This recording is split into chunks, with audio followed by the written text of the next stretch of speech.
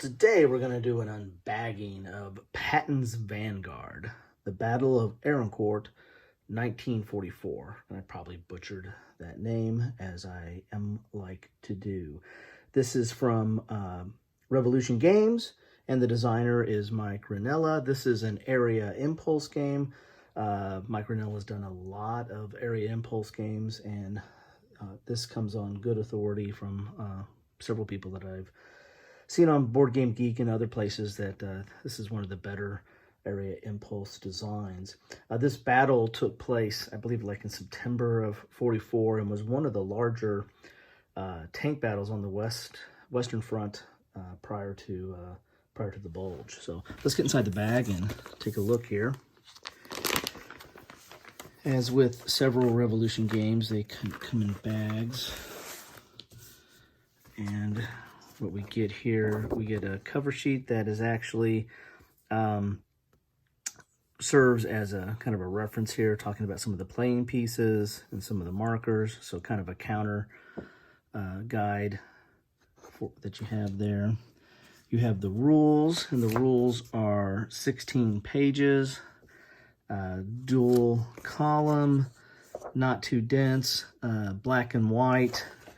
And if you played an area impulse game in the past, then, I mean, this one, I think, you know, each one of them has, I think, their own little chrome and nuances to it, but this one is pretty easy to pick up if you've played some of the other ones there.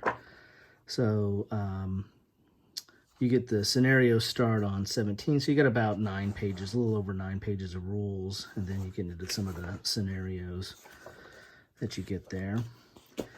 You get one counter sheet, and the counters are good and clear. You got some control markers. You have some bridges, I assume there, turns, some administrative type markers, out of supply, and of course they are double-sided. Assume these are blown bridges. Get that there, and then you get the map. And area impulse maps, again, are somewhat similar in their makeup.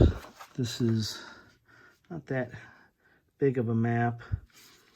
You're going to have areas, so it's an area movement, and then you're going to have modifiers for like the terrain that is in there.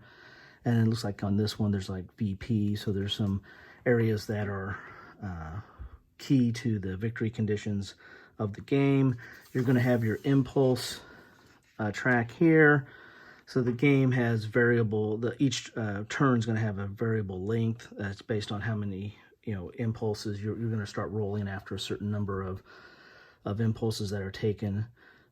After the sides rotate, taking impulses, and then there's going to be a chance for the turn to be over based on the impulses.